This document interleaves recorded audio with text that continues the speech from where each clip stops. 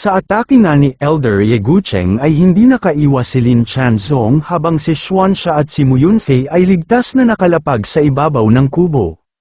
Habang pinapanood ni Xuanxia si Elder Ye Gucheng na makipaglaban ay sinabi nito na ilang araw lang ang nakalipas nang huling makita nito si Elder Ye Gucheng ngunit malaki ang nagbago sa lakas nito ngayon. Nang marinig ni Mu Yunfei ang sinabi ni Xuanxia ay nagtanong ito kung anong posisyon ni Elder Ye Gucheng sa Divine Immortal Sect. Sumagot naman si Xuanxia na may pagmamalaki sa kanyang kasama sa sect na si Elder Ye Gucheng ay isang elder ng Divine Immortal Sect at ngunit sa ngayon ay siya ang nasa huling posisyon kung sa lakas ang pag-uusapan. Hindi naman may kakaila ang pagkagulat ni Mu Yunfei sa pagkakataon na iyon.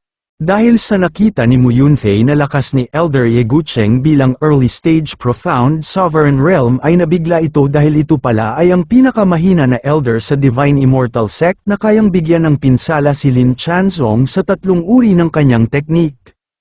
Samantala sa sitwasyon naman ni Lin Chanzong ay nagawa nitong kayanin ang lakas na tumama sa kanya. Habang siya ay nakatayo sa gitna ng mga kidlat ay nag-utos si Lin Chanzong sa Changlin Army na magbuo ng Qilin Formation sa lalong madaling panahon. Kaya naghanda agad ang Changlin Army ng isang formation at sa buong katawan nila ay makikita ang kakaibang enerhiya. Hindi nagtagal ang Qilin ni Lin Chanzong ay nagpunta sa pinakaunahan ng formation at inilipat ng Changlin Army ang kanilang enerhiya sa Qilin. Habang inililipat nila ang enerhiya ay nauubos naman ang sarili nilang enerhiya at kapag naubos ay unti-unting nalulusaw ang kanilang mga katawan. Ang Qilin Formation ay isang brutal na paraan ni Lin Chanzong dahil ang sariling kakampi nito ang ginagawang sakripisyo para lang lumakas kaya ang Changlin Army na wala ng silbi ay nalulusaw na lang hanggang sa wala nang matira sa katawan nila. Nakuha na nga ng Qilin ang kailangan nitong lakas kaya naman naglabas ulit ito ng isang Qilin Fire Breath at pinatama kay Lin Chanzong. Tumama na nga ang Qilin Fire Breath kay Lin Chanzong at ilang saglit lang ay sumabog ang isang malakas na enerhiya at lumabas ang malakas na apoy. Nagbago na nga ang itsura ni Lin Chanzong at masasabing mas lumakas ito ngayong nabigyan siya ng Qilin ng mas malakas na Qilin Fire. Hindi nagtagal ay nagbigay ito ng isang atakeng magpapawala sa mga kidlat na tumatama sa kanya at nagtagumpay naman itong si Lin Chanzong. Napansin ni Xuanxia na ang bawat pagbabago ni Lin Chanzong at bawat paglakas ng kultibasyon nito ay dahil sa alaga niyang Qilin. Dahil din sa Qilin na ito ay nagawa na ni Lin Chanzong na ilagay sa perpektong pangangatawan ang sarili nito. Kaya naisip ni Xuanxia na paslangin ang Qilin ni Lin Chanzong para matigil na ang paglakas ng kultibasyon nito. Sa mga oras na yun ay kasalukuyang umaatake si Lin Chanzong gamit ang kanyang teknik habang si Elder Ye Gucheng naman ay hindi pa kumikilos. Nang makalapit na kay Elder Ye Gucheng ang atake ni Lin Chanzong ay pinigilan niya ito gamit ang espada niya at hindi man lang inalis ang puluhan ng espada. Nagtagisan ng lakas ang dalawa habang si Lin Chanzong ay matatag na nakatayo habang nagbibigay ng lakas sa nayang teknik at si Elder Ye Gucheng naman ay halos mabalutan na ito ng teknik ni Lin Chanzong. Ngunit hindi lang pala pinipigilan ni Elder Ye Gucheng ang teknik ni Lin Chanzong dahil habang pinipigilan niya ito ay pinipilit ni Elder Ye Gucheng na tumagos papunta kay Lin Chanzong. Ngunit nakita ito ng Marquis at pinigilan niya ang puluhan ng espada gamit ang kaliwang kamay nito. Ngunit sa hindi inaasahan ay napunta sa likod ni Lin Chanzong si Elder Ye Gucheng at tinusok mula sa likod na tumagos sa dibdib ng Marquis. Ngunit isa palang patibong ni Lin Chanzong ang magpatama kay Elder Ye Gucheng kaya naglabas ito ng malakas na apoy mula sa likod nito na ikinabigla ni Elder Ye Gucheng. Malapit na ngang tamaan si Elder Ye Gucheng ng apoy dahil hindi na ito makakaiwas pa ngunit dumating naman si Elder Yaoyo para iligtas si Elder Ye Gucheng na pinagyelo nito para hindi masunog ng apoy. Habang si Elder Zima naman ay nasa taas ni Elder Ye Gucheng at nakahanda ito para umatake kay Lin Chanzong. Hindi naman nagsayang ng oras si Elder Ziman at umatake na ito kay Lin Chanzong gamit ang kanyang formless sword. Habang si Lin Chanzong naman ay sinipa ang nagyelong si Elder Ye Gucheng kaya ang pagkakatusok ng espada sa kanyang katawan ay makaalis upang magkaroon siya ng pagkakataon para makaiwas sa atake ni Elder Ziman. Hinabol naman ni Elder Ziman itong si Lin Chanzong at dahil sa mas mabilis si Elder Ziman ay malapit na nitong tamaan si Lin Chanzong. Ngunit bago tumama kay Lin Chanzong ang formless sword ni Elder Ziman ay naglabas ng maraming kaliskis si Lin Chanzong. Ang mga kaliskis na inilabas niya ay tumama kay Elder Ziman at napigilan ni Lin Chanzong ang atake ni Elder Ziman. Nakangiti naman si Lin Chanzong dahil alam nito na humina si Elder Ziman dahil sa kaliskis na pinakawalan nito. Ang mga kaliskis na yun ay bumabaon sa balat at laman ngunit walang sakit na mararamdaman ang tinamaan nito. Ngunit unti-unting mawawala ang enerhiya sa loob ng katawan ng biktima hanggang nakatusok ang mga yon. Sa kalagayan ni Elder Ziman ay wala siyang lakas para tapatan ang lakas ni Lin Chanzong kaya sinamantala ng Marquis ang pagkakataon at umatake ito kay Elder Ziman. Ngunit sa tulong ni Elder Yao Yu ay hindi nagtagumpay si Lin Chanzong sa gusto nitong mangyari dahil pinagyelo ni Elder Yao Yu ang mga paa ni Lin Chanzong upang mapigilan ang ito. Dahil doon kaya si Elder Yao Yu na lang ang pinagtuunan ng pansin ni Lin Chanzong at agad nitong inatake si Elder Yao Yu. Sa bilis ng galaw ni Lin Chanzong ay hindi nakaiwas si Elder Yao Yu kaya tinamaan ito ng suntok. Nasaktan naman si Elder Yao Yu habang si Lin Chanzong naman ay pasimpleng naglabas ng mga kaliskis para patamain kay Elder Yao Yu. Nagbigay naman ng babala si Elder Ziman na huwag magpatama sa mga kaliskis na yun dahil matutulad si Elder Yao Yu sa kanya dahil ang mga kaliskis ay may kakayahan para pigilang ang profound energy sa katawan. Kaya gumamit ng yelo si Elder Yao Yu para harangin ang palapit na kaliskis sa kanya. Habang si Elder Ziman naman ay inatake si Lin Chanzong gamit na lang ang sariling espada. Ngunit hinarangan lang ni Lin Chanzong nang walang pangamba ang ataking ginawa ni Elder Ziman at sinabing mahina na si Elder Ziman dahil wala na itong profound energy sa kanyang katawan kaya kahit anong gawin ni Elder Ziman ay hindi masasaktan si Lin Chanzong. Nagsalita naman si Elder Ziman na kahit anong gawin ni Lin Chanzong ay hindi siya makakaiwas sa espada ngunit hindi naman naintindihan ni Lin Chanzong kung ano ang tinutukoy nito kaya ang akala niya ay may profound energy pa itong si Elder Ziman para magsagawa ng isa pang malakas na atake. Sinabi naman ni Elder Ziman na hindi siya ang gagawa noon dahil ang aatake sa kanya ay si Elder Yan. Habang nakatalikod si Lin Chanzong ay umatake si Elder Yan at naglabas ng malaimpaktong enerhiya dahil sa lakas na mayroon nito. Tumama naman ang 15th Sword of Death kay Lin Chanzong habang nakatalikod ito at walang kamalay-malay na may kalaban sa likuran. Kaya sa isang iglap lang ay naging buto ang ibabang bahagi ni Lin Tianxing at napasigaw na lang ito.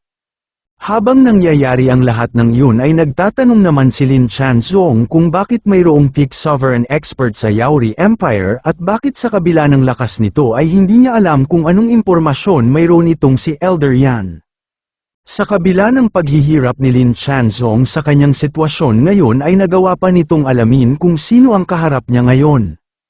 Kaya nagpakilala si Elder Yan kay Lin Chanzong na may mataas na moral at sinabi nitong siya ay isa sa kasapi ng Divine Immortal Sect at ang pangalan nito ay Yan Shisan. Sa mga oras na yun ay dumating naman sina Li Qing, Ling Feiwu, Li He at ang leader ng Divine Immortal Sect na si Wang Feng. Itong si Li Qing naman ay nabigla dahil may malakas na namang elder ang dumating para sa Divine Immortal Sect ngunit hindi nito kilala dahil kakatapos lang nitong mag-ensayo ng seclusion. Si Li He naman ay nag-iisip kung kailan mangyayari na maging peak profound sovereign realm ulit ito. Habang si Ling Feiwu naman ay tahimik lang sa likod nila ngunit sobra ang galit na nararamdaman nito. Dahil sa wakas nakita na ni Ling Feiwu ang utak sa lahat ng nangyari sa kanya at sa pamilya Ling na inubos ng anak ni Lin Chanzong noon na si Lin Yunyi. Hindi naman lingid kay Wang Feng ang iniisip ni Ling Feiwu kaya hinwokan nito ang balikat ni Ling Feiwu at sinabing huwag magmadali sa gusto nito dahil ibibigay ni Wang Feng yun pagdating ng panahon. Si Xuanxia naman ay nakita sila Wang Feng at Lin Feiwu na nag-uusap sa ibabaw ng kubo ng Divine Immortal Sect kaya nasisiyahan ngayon ito. Kaya inatake na ni Xuanxia ang Qilin dahil iniisip nito na kung makita siya ni Wang Feng na walang ginagawa ay baka isipin nito na wala siyang silbi sa Divine Immortal Sect. Samantala nakaligtas naman ang Qilin sa tiyak na kapahamakan kung sakaling tumama ang Demon Stick ni Xuanxia sa kanya. Mabuti at napansin ni Lin Chanzong ang gagawin ni Xuanxia kaya nailigtas nito ang kanyang Qilin. Ngunit may iba palang plano si Lin Chanzong dahil matapos nitong iligtas ang Qilin ay nang-usap ito na para sa paghihiganti sa pagkamatay ng anak niyang si Lin Yunyi ay kailangan nitong gawin ng lahat kaya naman isasakripisyo ni Lin Chanzong ang kanyang Qilin makaganti lang. Kaya pinatay ni Lin Chanzong ang Qilin dahil kailangan nito ang dugo at enerhiya na mayroon sa katawan ng Qilin. Hindi nagtagal ay nabalutan ng matinding apoy ang buong katawan ni Lin Chanzong at ang enerhiya na mayroon siya ngayon ay nag-uumapaw at ibang-iba na. Dahil sa ginawa ni Lin Chanzong na pagsakripisyo sa kanyang Qilin ay nabuong muli ang Qilin body nito at mayroon siya ngayon na mas matibay na kaliskis. Nagpakawala naman ng matinding enerhiya itong si Lin Chanzong para ipakita ang lakas na mayroon siya ngayon. Sinabi ni Lin Chanzong na kahit anong lakas ng espada at kakayahan na mayroon ang kalaban niya ay hindi siya masasaktan dahil may kompletong Qilin body ito sa mga oras na iyon. Sagot naman ni Elder Yan kay Lin Chanzong ay hindi siya naniniwala hanggang hindi pa tumatama ang kanyang sword skill sa katawan nitong si Lin Chanzong. Kaya umatake si Elder Yan gamit ang 15th Sword of Death kay Lin Chanzong. Si Lin Chanzong naman ay nakaramdam ng napakalakas na enerhiya na pumipigil sa paggalaw nito. Ang mga kaliskis na mayroon ng katawan ni Lin Chanzong ay marahan na gumagalaw. At hindi naglaon ay tuluyan na itong humiwalay sa laman ni Lin Chanzong. Hanggang sa nabalata ng buhay ang Marquis ng Changlin at isa sa mga pinagmamalaking powerhouse ng Yaori Empire na si Lin Chanzong. Sa nangyaring yun ay walang masabi si Mu Yunfei habang nakatitig sa bawat galaw ni Elder Yan. Sa tabi ni Mu Yunfei ay naroon si Wang Feng na nakatanggap ng mensahe sa sitem na nakahanap siya ng isang espesyal na cultivator. Kaya napatingin si Wang Feng kay Mu Yunfei at sinabing siya lang ang bago sa paningin nito at habang nag-iisip ay may papuri siya kay Mu Yunfei dahil sa murang edad ni Mu Yunfei ay nasa nobility realm na ang kultibasyon nito. Nang malaman ni Wang Feng ang mga impormasyon sa system ay agad nitong pinakawalan si Mu Yunfei sa kanyang pagkakatali. Matapos pakawalan si Mu Yunfei ay nagtanong si Wang Feng kung sino at saan nagmula si Mu Yunfei. Sagot naman ito kay Wang Feng ay galing ito sa Empire ng Shengfeng at naparoon siya sa Yaori Empire para mag-ensayo upang lumakas at ang pangalan niya ay si Mu Yunfei.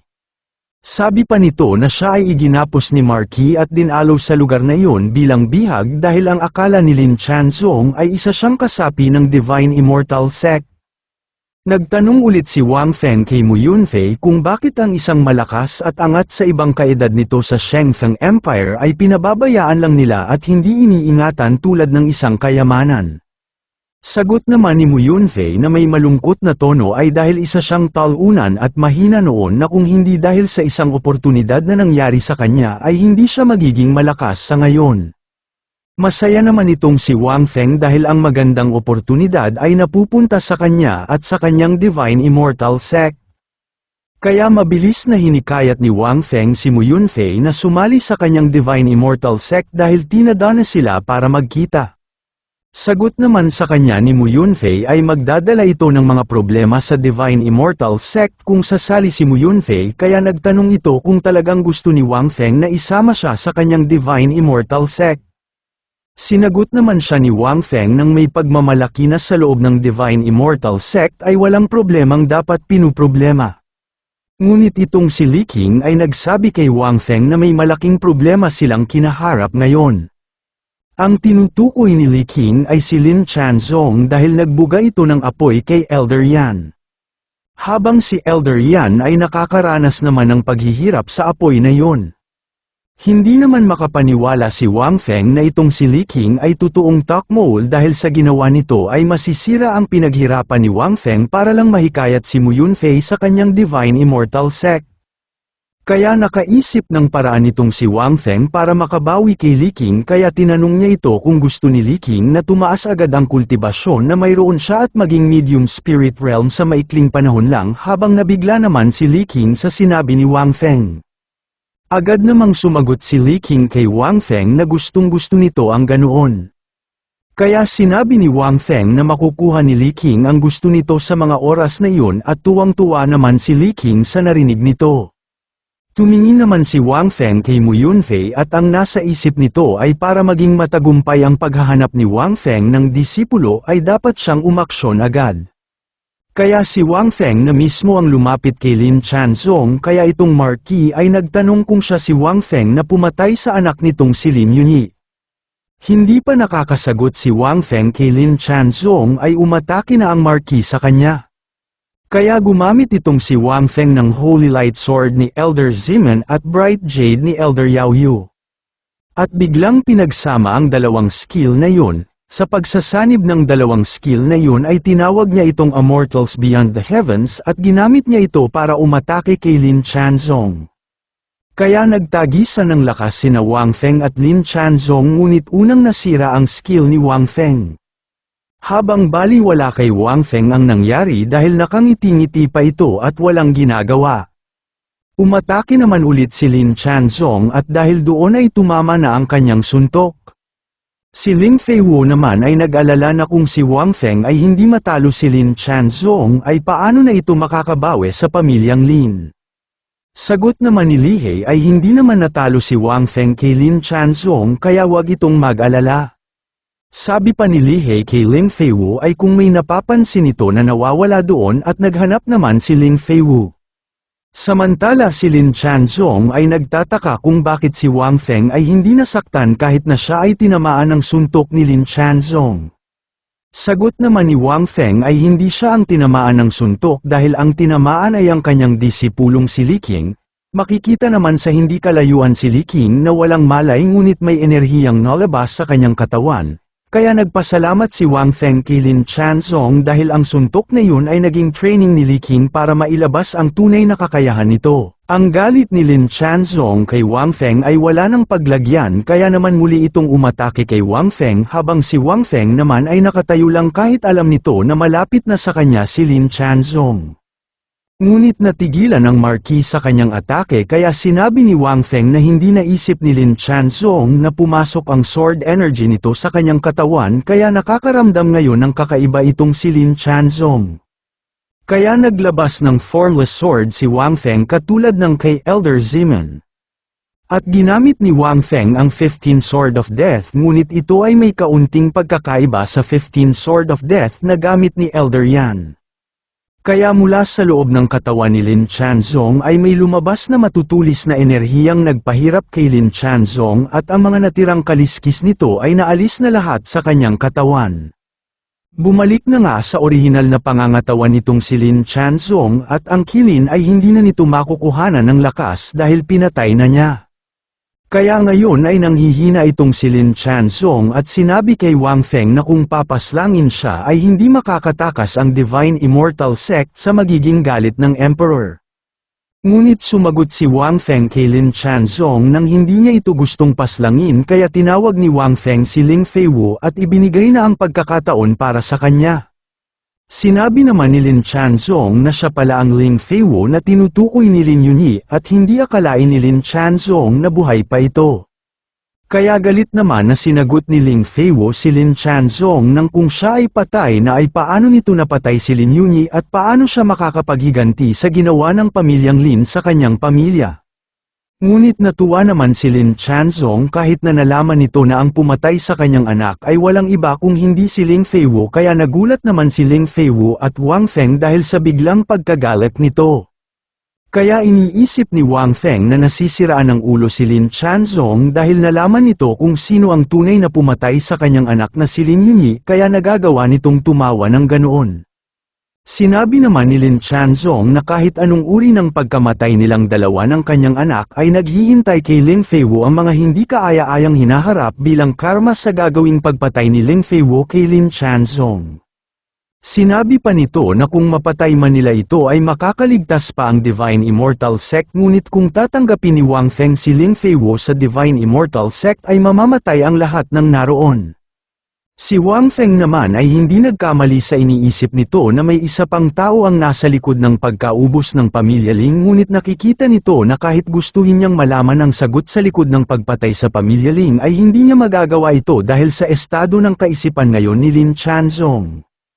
Naalala naman ni Wang Feng si Xuanxia dahil nabuhay ito sa Yaori Empire ng matagal na panahon, kaya maaring alam nito ang kwento ng pamilya Ling at kung sino ang kayang makagawa ng ganoon sa pamilya, ngunit hindi pa niya maitanong ito kay Xuanxia. Nagtanong naman si Ling Feiwu kay Wang Feng kung maaari niyang paslangin itong si Lin Chanzong para sa kanyang paghihiganti. Kaya hinawakan ni Wang Feng ang kamay ni Ling Feiwu at tiyang tibay nito ang paghawak sa patpat na ipangpapatay ni Ling Feiwu kay Lin Chanzong at sinabi nito na ang Divine Immortal Sect ay walang kinatatakutan.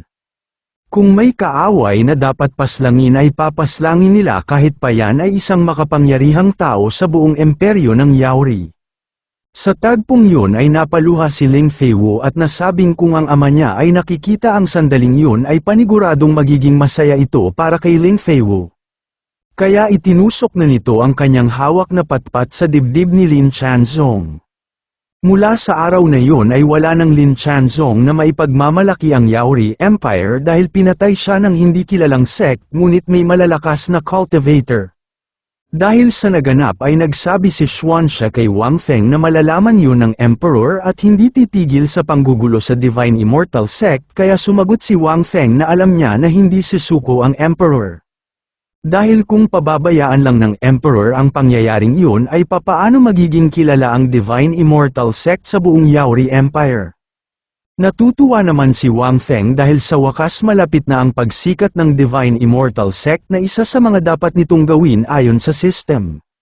Sa gilid naman ay lumuhad si Mu Yunfei, tanda ng paggalang sa sect leader ng Divine Immortal Sect, at inaabot kay Wang Feng ang voluntaryong halaga para makasali sa Divine Immortal Sect.